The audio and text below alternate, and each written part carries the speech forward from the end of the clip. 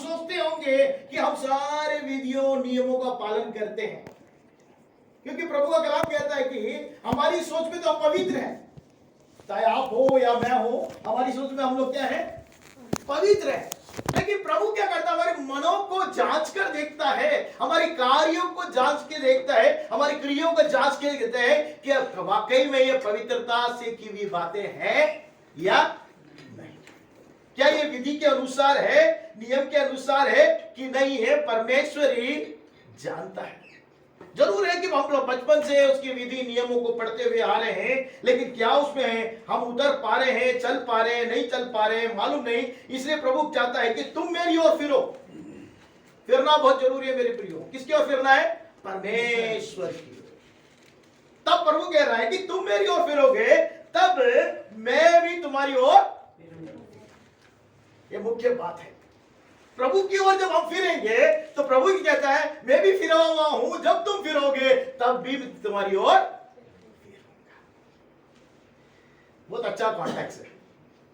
मेरे को ऐसा लगता है जब हम प्रभु की ओर फिरेंगे, मतलब फिरने का मतलब है हम इस तरफ हैं, इस तरफ फिरे हुए हैं, परमेश्वर का तुम इस तरफ फिरो, मेरी तरफ फिरो, तो प्रभु कहता है मैं भी फिरा हुआ हूं, तुम्हारी ओर मैं क्या करूंगा।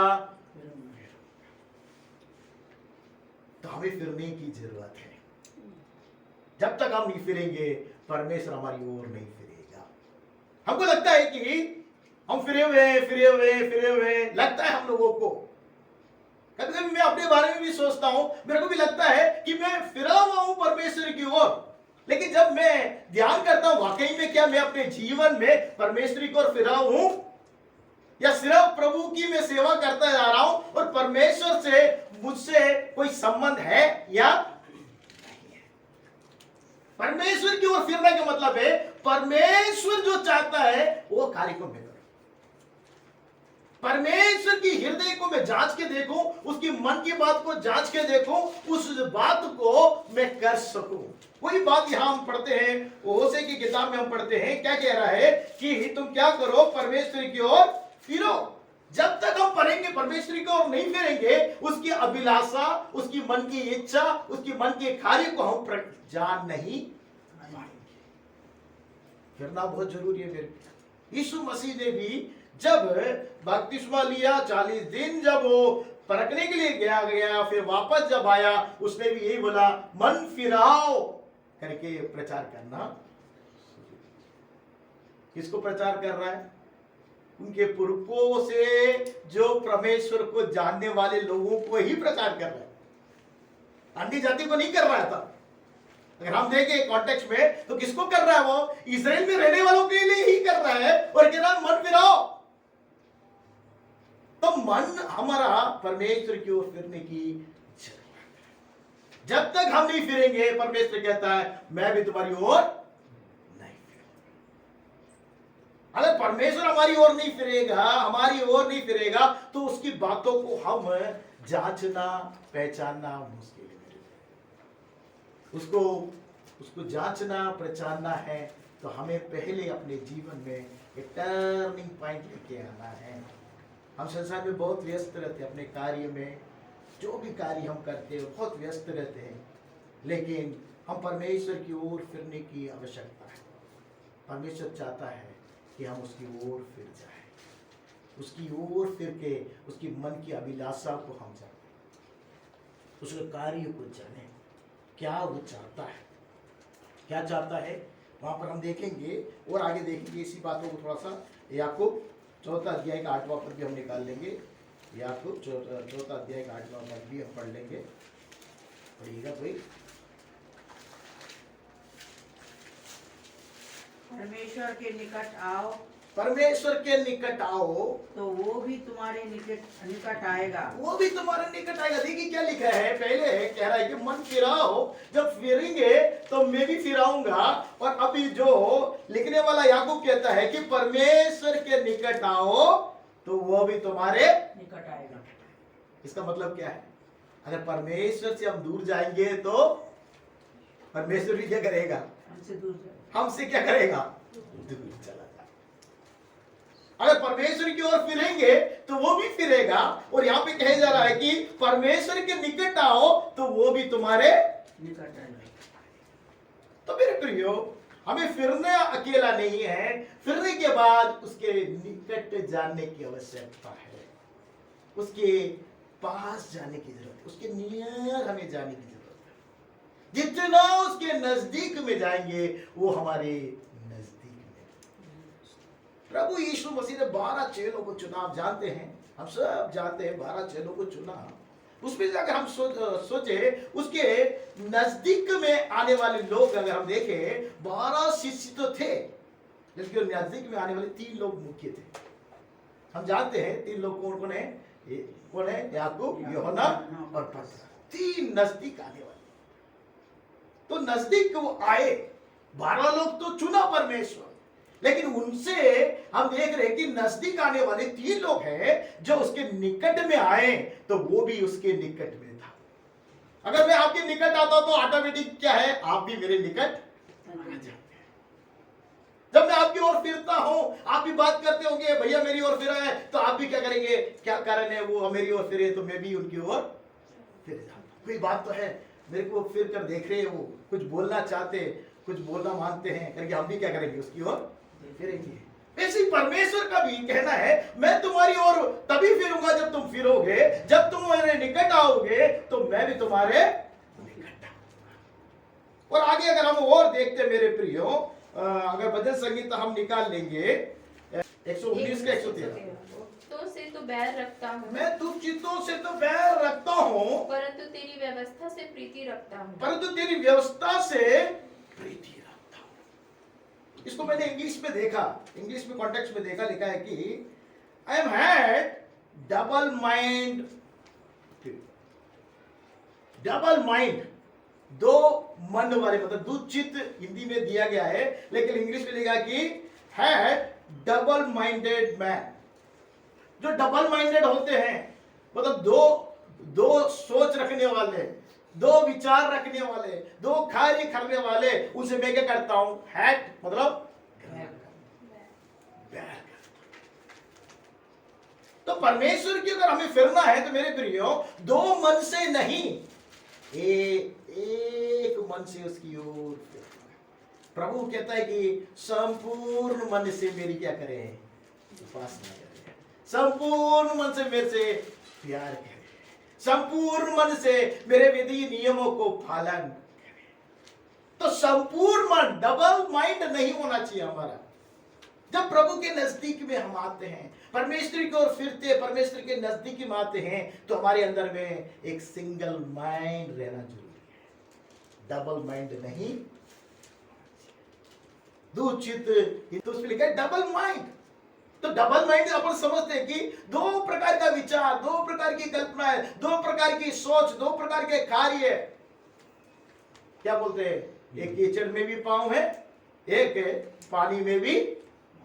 2 मन वाले, 2 मन विचार कल्पना करने वाले, 2 कार्य करने वाले, एक कीचड़ में भी पैर है और एक पानी में भी पैर है। या तो कीचड़ में हो अच्छा है, या पानी में हो अच्छा है, लेकिन 2 विचार से वो क्या करता है? बैर करता है, घृणा करता है परमेश्वर, वो पसंद नहीं करता है। तो फिरो तो पूरी तरह मेरी ओर। प्रभु चाहता है आपसे और मुझसे चाहता है कि हम फिरे, लेकिन कैसे फिरे? दुचित नहीं, लेकिन एक चित्त के साथ परमेश्वर की ओर फिरे। जब फिरे उसके नजदीक में है, तो वो भी हमारे नजदीक में आता है। जो नजदीक में आता है वो प्रभु की बातों को जानता है, पहचानता है। प्रभु उनको पहचानता है जो उसके नजदीक में आते, उसको जानता है। हम अगर किसे पहचानते हैं? जो हमारी ओर फिरता है, उसकी ओर हम फिरते हैं। वो सोचते हैं कि कुछ बोलने वाला है, कुछ कहने वाला है, उसकी ओर फिरते हैं। और जब वो स्टेप आगे 2-4 स्टेप रख के आगे आने की कोशिश करता हमारे नजदीक, तो हम भी सोचते हैं कि वो मेरे नजदीक आके कुछ कहना चाहता है, तो हम भी 2 स्टेप आगे बढ़कर उसके नजदीक जाते हैं। वैसा ही परमेश्वर भी हमारी ओर फिरता, हम उसकी ओर फिरते तो वही फिरता है। हम 2 स्टेप आगे रखते तो वो भी स्टेप आगे रखता है। हम देखते हैं उड़ाव पुत्र के बारे में हम देखते हैं कि उड़ाव पुत्र अपने जीवन में सब कुछ नाश कर गया। जब उसके चित्त में आया मैं पिता के घर जाऊंगा, क्योंकि वहां पे जो कार्य नौकर लोग कार्य करते हैं वो भी भरपेट क्या कर रहे हैं, भोजन कर रहे हैं। लेकिन मैं फलियों के लिए सूअर के साथ लड़ रहा हूं। जब उसका मन चित्त में आया और वो मैं अपने पिता की ओर चलने लगा, पिता उसको दूर से ही देखकर उसको दूर से नजदीक आया, उसको गले से। जब हम फिर कर उड़ाव पुत्र के समान फिर कर जब पिता परमेश्वर की ओर जब जाते हैं, पिता परमेश्वर तो इंतजार कर रहा है, जैसे पिता इंतजार कर रहा है। उसने ये नहीं देखा कि वो कीचड़ में था, वो सूअरों से लड़ रहा था, उसकी फलियों से लड़ रहा था, वो खा रहा था तो कितनी गंदगी आ रही होगी, कितने बदबू आ रहा होगा। लेकिन वो सब उसने बिल्कुल ख्याल नहीं किया, दौड़ कर आया। वो उसका मन फिरा है, उसका चित्त पे आ गया है मेरा लड़का, और मुझे ढूंढते हुए मेरा बालक आया है, तो दौड़ कर पिता आ रहा है, उसको गले से लगाने के बाद ही कह रहा है नौकर से कि इसको क्या करो, अच्छे से अच्छा वस्त्र पहले तो गले लगा लिया उसने। जब हम फिर कर उसकी ओर नजदीक आने के प्रयास करते, एक स्टेप हम रखते, तो परमेश्वर 2 स्टेप अपने हमारी तरफ आगे बढ़ता है। मेरे वो परमेश्वर चाहता है कि हम ऐसे कार्य करें कि परमेश्वर की ओर फिरे, उसके नजदीक में आए, उसकी नजदीक में आए तो उसकी बातों को हम समझ पाएंगे। भजन संगीत हम निकालेंगे 86 5वें पद को हम पढ़ेंगे। क्योंकि हे प्रभु तू भला और क्षमा करने वाला है, और जितने तुझे पुकारते हैं उन सबों के लिए तू अति करुणामय है। यहाँ पे हम देखते मेरे प्रियो, हे प्रभु तू क्या है, भला है, और क्या करने वाला है, क्षमा करने वाला है, और जितने तुझे पुकारते हैं उन सबों के लिए तू क्या करता है, अति। प्रभु भला है मेरे प्रियो। हम लोग नहीं पहचानते कि परमेश्वर भला है क्या करके, कभी कभी हम लोग को डाउट आने लगता है। जब सब कुछ बातें हमारे अनुकूल में होने लगती है, सही बातें होती है, तो हमको लगता है कि हाँ प्रभु हमारा भला है, हमारी सारी जरूरतों को पूरा करता है। हम लोग परमेश्वर की स्तुति और प्रशंसा करने लगते हैं। लेकिन जब हम कष्ट में, ऐसी वादियों में, ऐसी तकलीफ में, ऐसी परेशानियों में जब हम जाने लगते हैं, दिक्कतों में जाने लगते हैं, पड़ोसी को देखते हैं, आजू बाजू देखते हैं, सब लोग के पास आशीष है, लेकिन हमारे पास आशीष नहीं, कुछ ना कुछ कमी हमारे अंदर में, कुछ ना कुछ जो हम चाहते हैं वो हमारे पास नहीं है, तो हम लोग को क्या लगता है कि वाकई में एक संदेह या एक डाउट आने लगता है। और एक डाउट लेने वाला एक व्यक्ति है जो शत्रु है, वो लेके आके संदेह को हमारे मन में डालता है।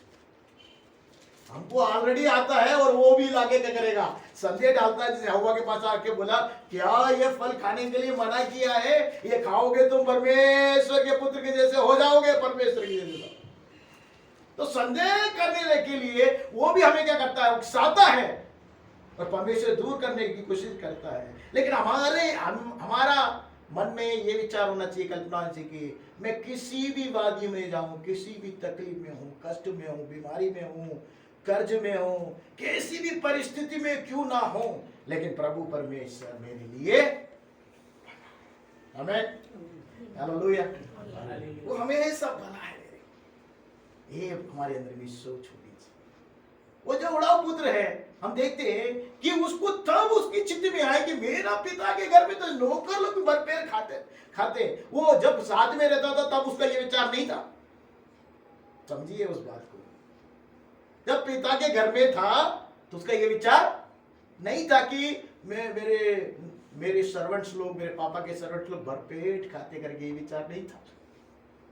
जब वो तकलीफ में गया, जब वो कष्टों की वादी में गया, जब उसने सब कुछ मिटा दिया और जब ऐसे स्थिति में चला गया कि उसको भोजन के लिए तक परेशानी में होने लगा, तब उसको चित्त में उसको स्मरण आ रहा कि मेरे पिता के घर में नौकर भी। जब तक हमारे पास कोई चीज रहता ना, उसका वैल्यू पता नहीं। इसका मतलब यह है कि वैल्यू पता नहीं चलता। जब नहीं रहता है तब उसका वैल्यू हमको समझ आता, अरे ये होता तो कितना अच्छा होता। रहते समय उसकी हम ना तो परवाह करते, ना कदर करते हैं, उस वैल्यू को समझते नहीं है मेरे प्रियो। लेकिन जब हमारे हाथ से चला जाता है तब हम सोचते हैं। हिंदी में कहावत है, जब चिड़िया चुग गई खेत पछताए तो फिर क्या फायदा। जब है तब हम उस चीज की क्या ना परवाह करते हैं, ना कदर करते हैं, उसको ना तो सोचते हैं। लेकिन जब चुक जाता है तब सोचते हैं अरे चला गया चला गया चला गया। बाढ़ आने से पहले क्या लगाना चाहिए? बाढ़ को लगाना चाहिए। बांध नहीं लगाया, बाढ़ आ गया तो सब कुछ बह गया। तब हमारे विचार में नहीं रहता मेरे प्रियो, क्योंकि हम लोग मनुष्य हैं। लेकिन परमेश्वर हर स्थिति में प्रभु का कलाम कहता है कि हे प्रभु तू भला है और क्या है? क्षमा करने वाला है। जैसे उड़ाव पुत्र को भी पिता ने क्षमा किया, आपको और मुझको भी जब भी हम परमेश्वर की ओर फिरते वो फिरता है, और जब हम उसके नजदीक आते वो भी नजदीक आता है। जब हम उसके सम्मुख में पाप को क्षमा मांगते तो वो हमें क्षमा भी। और लिखा है कि जितने तुझे पुकारते हैं उन सबों के लिए तू अति करुणा। कौन पुकारेगा? आपको देख के कोई पुकार रहा है का मतलब है आप पर वो भरोसा कर रहा है, आप पे वो आशा रखा है, आप पे विश्वास रखा है। ये भैया के पास या दीदी के पास या अंकल या आंटी के पास अगर मैं पुकारूंगा, जाऊंगा, मांगूंगा, मुझे जरूर कुछ ना कुछ मदद मिलेगा। एक आशा है आपके पास, एक विश्वास है। तभी वो व्यक्ति आपको कदर करता है और आपके पास आदर करता है। वो सोचता है कि मेरी जरूरतें लोग पूरी कर सकते हैं, उनकी आशा है। वैसे ही उस आशा के साथ जब लोग परमेश्वर को पुकारते हैं, उन पर परमेश्वर क्या करता है? अपनी करुणा को क्या करता है? प्रकट। कोई भी काम हो, चाहे स्वास्थ्य हो, कुछ भी कार्य हो, जिस पे हमारा भरोसा है, आशा है, उसी के पास जाते हैं। तो यहाँ पर हम देखते हैं हमारा आशा परमेश्वर पर है, वो हमारी सारी जरूरतों को पूरा करने में सामर्थ्य है, सब कुछ कर सकता है। उस आशा के साथ, उस विश्वास के साथ ही उसको क्या करते हैं हम लोग? पुकारने से पहले हमें फिरने की जरूरत है, उसके नजदीक जाने की जरूरत है, उस पर आशा और विश्वास रखने की जरूरत है। जब हम पुकारेंगे तो परमेश्वर क्या करेगा? पूरा करेगा। हम पढ़ेंगे, मेघा भी निकालेंगे, 6वां अध्याय 8वां पद, मेघा निकालेंगे है 6 से 8 लिखा है। हे मनुष्य भाई, तुझे बता चुका है कि अच्छा क्या है, अच्छा क्या है, और यहोवा तुझसे इसे छोड़ और क्या चाहता वो है। कह रहा है कि मनुष्य वह तुझे बता चुका है, परमेश्वर बता चुका है कि अच्छा क्या है, और यहोवा तुझसे इसे छोड़कर क्या चाहता है कि तू न्याय के काम करे। तू न्याय के काम करे। वो चाहता है, वो अपनी हृदय की बातों को प्रकट कर रहा है। वो चाहता है कि तुम लोग क्या करना चाहिए? न्याय का काम करना चाहिए, अन्याय का काम नहीं करना है। तो मेरी ओर फिर गए, अच्छी बात है, मेरे निकट आ गए, अच्छी बात है। मैं तुम्हें बता देता हूं कि मैं न्याय करने से प्रीति रखता हूं, तुम लोग भी न्याय किया करो। अन्याय इससे पहले हम करते थे, अन्याय अलग बात है, लेकिन जब फिर गए हैं तो फिर वो कार्य को हमें नहीं करना है। और आगे देखिए उसमें क्या लिखा है? और कृपा से प्रीति रखें। और कृपा से प्रीति रखें, क्योंकि मैं भी कृपा करने से प्रीति रहता हूं और न्याय करने से मैं अच्छा लगता है मुझे, तो मैं न्याय भी करता हूं, कृपा करता हूं। आप लोग भी क्या करो? न्याय के काम करो और क्या करो? कृपा से क्या करो? प्रीति रखो, कृपा के कार्य करो। आगे पढ़िए। और अपने परमेश्वर के साथ नम्रता से चलना। और अपने परमेश्वर के साथ कैसे चलना है? नम्रता से। हम्बली। किसके साथ चलना है? परमेश्वर के साथ चलना। परमेश्वर के साथ हम नम्रता से चलना चाहिए, हमारे अंदर में नम्रता होना चाहिए। अगर परमेश्वर के साथ चलना है तो हमें अपने आप को नम्र करना पड़ेगा, हमको हम्बल बनाना पड़ेगा, क्योंकि वो घमंडी के विरोध में खड़ा रहता है, नम्र लोग के पर वो अपनी करुणा को हमारे अंदर नम्रता होनी चाहिए। उसकी इच्छा को उसने प्रकट कर दिया है कि क्या करो? न्याय से काम करो, कृपा से वो प्रीति रखता है, तुम भी कृपा से प्रीति रखो। और परमेश्वर के साथ कैसे चलो? नम्रता के साथ, जिसे वो पसंद करता है। और नीति वचन लिखने वाला कहता है, नीति वचन हम निकाल लेंगे, नीति वचन 21 का 3रा पद भी हम पढ़ लेंगे। नीति वचन 21 का 3रा पद। धर्म और न्याय करना, यहोवा को बलिदान चढ़ाने से अधिक अच्छा लगता है। धर्म और न्याय करना यहोवा को बलिदान से अधिक क्या करता है? अच्छा लगता है। धर्म का कार्य करना, न्याय करना, यहोवा को बलिदान। कुछ लोग क्या करते हैं? बलिदान चढ़ाते हैं। हम पुराने नियम में देखते कितना बलिदान था, हर बातों के लिए बलिदान था। अभी आजकल मैं लेवी व्यवस्था पढ़ते हुए आ रहा हूँ, तो उस पे देख रहा हूँ कि इतना बलिदान बलिदान बलिदान बलिदान। प्रभु जो कह रहा है वो बलिदान करने के लिए सब लोग तैयार हैं, वो बलिदान करने के लिए लोग, इजरायली लोग तैयार थे, लेकिन उससे परमेश्वर को अच्छा नहीं लगता बलिदान। कितना अपन भेंट दे रहे या कितना स्तुति कर रहे, कितना प्रशंसा कर रहा है, उससे भी बढ़कर परमेश्वर, वो भी उससे भी बढ़कर धर्म और न्याय का कार्य हम करते हैं, वो उसको बहुत अच्छा, उसको भाता है।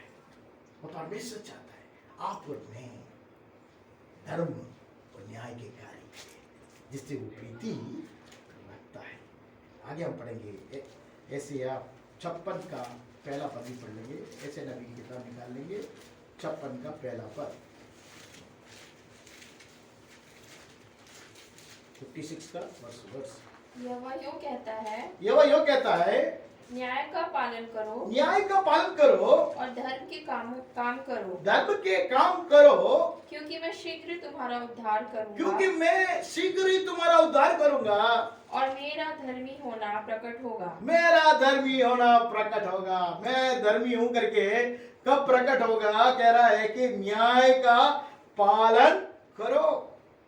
आप और मैं क्या करना है? ये वो कहता है कि न्याय का पालन करो और धर्म के काम करो, क्योंकि मैं शीघ्र ही तुम्हारा क्या कर दूंगा? कब परमेश्वर उद्धार करेगा? कब हमें मुक्ति करेगा? कब परमेश्वर हमें छुटकारा देगा? इस सारी परिस्थितियों में, ऐसी सारी गतिविधियों में हम डूबे जा रहे और फंसे जा रहे हैं, उसमें से परमेश्वर कब हमें छुड़ाएगा? कब मुक्त करेगा? कब उद्धार करेगा? कब करेगा? तब करेगा जब हम न्याय का पालन करेंगे और धर्म का काम करेंगे। तो मैं शीघ्र, परमेश्वर कहता है क्या, मैं क्या करूंगा? स्पीडली, शीघ्र मैं क्या करूंगा? आपको क्या कर दूंगा? उद्धार करूंगा और प्रकट करूंगा मैं कितना धर्मी हूं। और एक दो वचन और है, पढ़ लेंगे मेरे प्रियो। भजन संहिता 103 का छठा पद, 103 का छठा पद। यहोवा सब पिसे हुओं के लिए धर्म और न्याय के काम करता है। यहोवा सब पिसे हुओं के लिए धर्म और न्याय का काम करता है। मेरे प्रियो, जो पिसे हुए हैं, अगर आप और मैं किसी वजह से पिस रहे हैं तो परमेश्वर चुप नहीं बैठेगा। आप ये नहीं सोचे कि मैं परमेश्वर चुप बैठा है, पता नहीं मैं पिसती जा रही हूँ, मैं पिसता जा रहा हूँ, मैं डूबता जा रहा हूँ, मेरे लिए कुछ हो नहीं रहा है, कुछ कार्य नहीं फिल रहा है। तो यहाँ पे परमेश्वर के का वचन कहता है कि यहोवा पिसे हुओं के लिए धर्म और न्याय का काम, धर्म का कार्य जो है, न्याय का कार्य जो है, उसको जो धर्म और न्याय लगता है, उसका कार्य को क्या करेगा? पिसे हुओं के लिए। आप और हम पिसे हुए हैं, तो आपके लिए, मेरे लिए वो जरूर कार्य को करने में सामर्थ्य है। विश्वास करें, भरोसा करें, यहोवा भला है, उस कार्य को हमारे जीवन में पूरा करेगा। उसे भी हम आएंगे, तो आखिरी पद को हम देखेंगे। उसमें लिखा है 12:6 में, मैं पढ़ देता हूँ। उसमें लिखा, अपने परमेश्वर की बाट निरंतर जोतता रहे। वहां पे लिखा, अपने परमेश्वर की बाट निरंतर जोतता रहे। परमेश्वर की बाट जोतता रहे। जोतते रहने से क्या होगा? हम पढ़ते हैं, अब पढ़ेंगे यशायाह 40 के 31 में लिखा है कि जो यहोवा का बाट जोतते हैं, यहाँ पे उसे कहते हैं कि तो परमेश्वर की बाट निरंतर जोतता रहे। जोतने से क्या फायदा मेरे को? परमेश्वर को खोजने से क्या फायदा? परमेश्वर को फिरने से क्या फायदा? परमेश्वर के नजदीक में आने से क्या फायदा? कृपा और न्याय के काम करने से मुझे क्या फायदा है? फायदा यह है मेरे प्रियो, क्या कलाम कहता है, यशायाह 40 के 31 में कहता है, जो यहोवा की बाट जोतते हैं वो क्या पाएंगे? वे नया बल प्राप्त। आमीन। आपको नया बल चाहिए, मेरे को चाहिए, तो मुझे क्या करना पड़ेगा? यहोवा का बाट जोतते रहना पड़ेगा। अगर आपको चाहिए, आप यहोवा के बाट को जोतते रहेंगे, तो परमेश्वर क्या करेगा? पुराना बल नहीं, नया बल देगा। यह बल प्राप्त करते जाएंगे। और क्या लिखा है आगे? वे उकब के समान उड़ेंगे। कितना स्पीडली उड़ता है, उतना परमेश्वर सामर्थ और बल आपको और मुझको देगा कि हम क्या करेंगे, देंगे। और आगे लिखा है वे दौड़ेंगे और श्रमित ना होंगे, चलेंगे वो थकित ना होंगे। अगर हम प्रयोग की बात जोतते रहेंगे मेरे प्रियो, अगर हम क्या करेंगे, दौड़ेंगे दौड़ेंगे। कुछ दिन पहले एक पादरी साहब हम लोग प्रचार के लिए बुलाया, वहाँ गए, उन्होंने बोला कि इसके बाद हम लोग एक पिकनिक में जाएंगे, एक गार्डन में जाएंगे करके।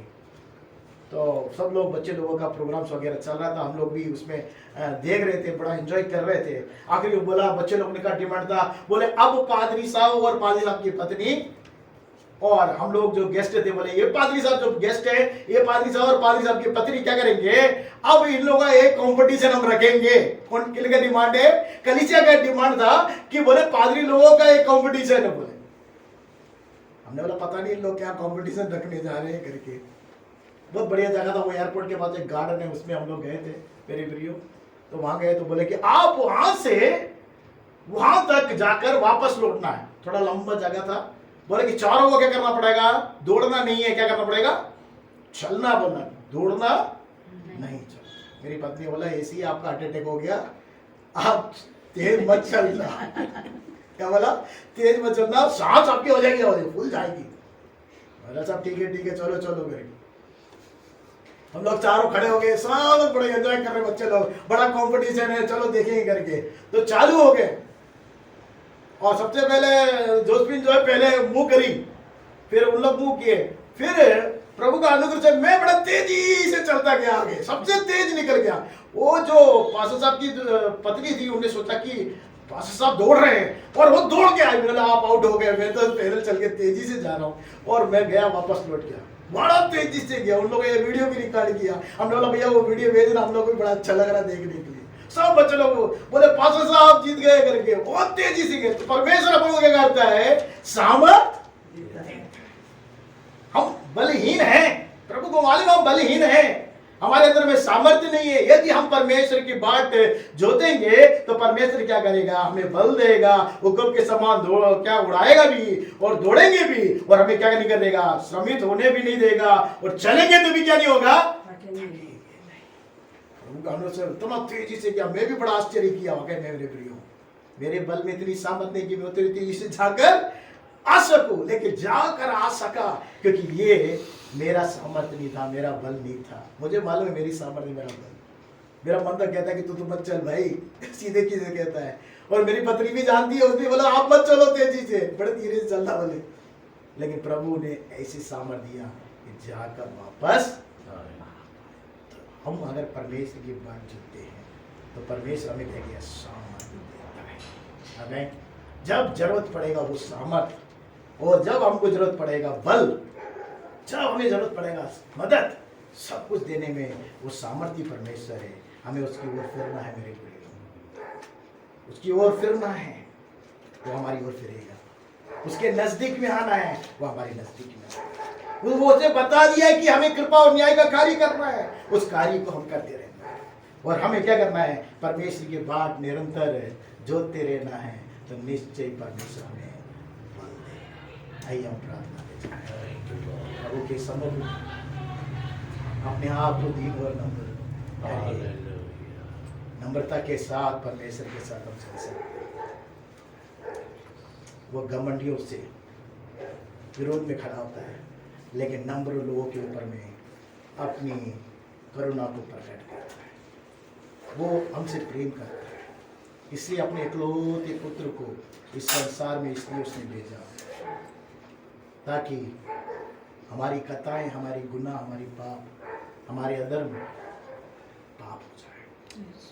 उसका पुत्र जो इकलौता था, जिससे वो प्रेम करता था, आपके लिए, मेरे लिए सलीब पर कुर्बान, उसने लहू बहाया कि हम नया बल प्राप्त करें, नया सामर्थ्य प्राप्त करें, उसकी ओर फिर सके, उसके नजदीक में आ सके, उसके संग हम नम्रता से चल सके। उसका लहू में इतना सामर्थ्य है, आपको और मेरे को परमेश्वर के नजदीक में लेके आता है।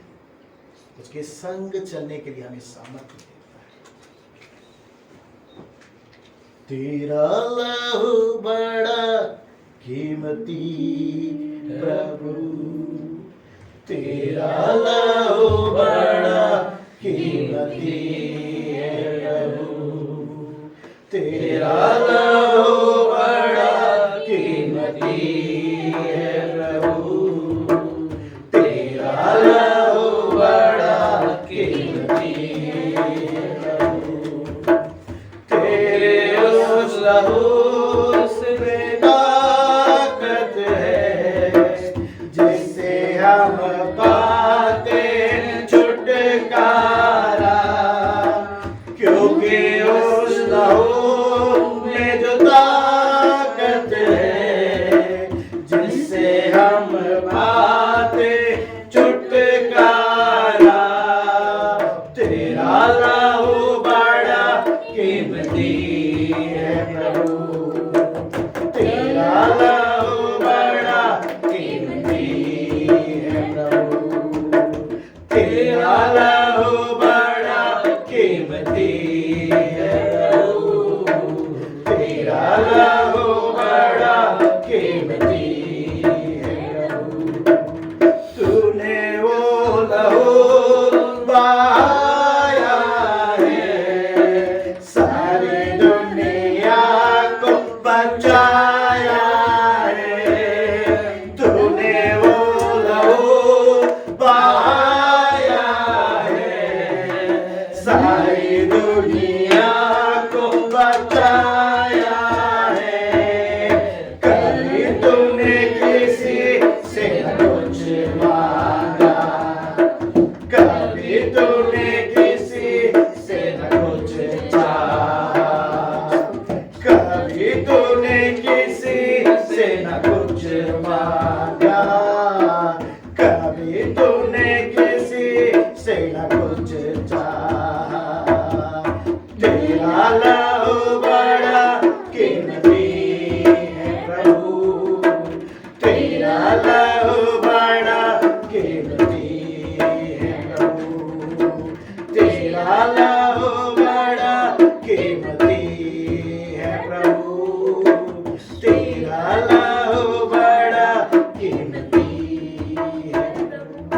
हाँ प्रभु जी, आपका लहू कीमती है राजा, आपने हमसे कितना प्रेम किया, पर प्रभु तू चाहता है कि आज के दिनों में कि हम आपकी ओर फिर सकें।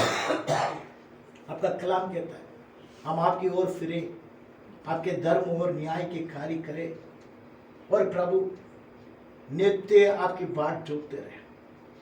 नित्य आपके बाट जोतने वाले लोग नया बल पाते हैं, वो कब के समान उड़ते हैं, वो कब दौड़ेंगे तो भी थकेंगे नहीं, चलेंगे तो भी श्रमित नहीं होंगे। मेरे प्रभु अब नया बल नया सामर्थ्य देता है। परमेश्वर हमें ऐसा मन दे, हमारे अंदर में से जो डबल माइंड है, दो चित्त है, उसको हटा दे मेरे प्रभु जी। हमें एक मन दे, एक चित्त के साथ तेरी ओर फिर सके।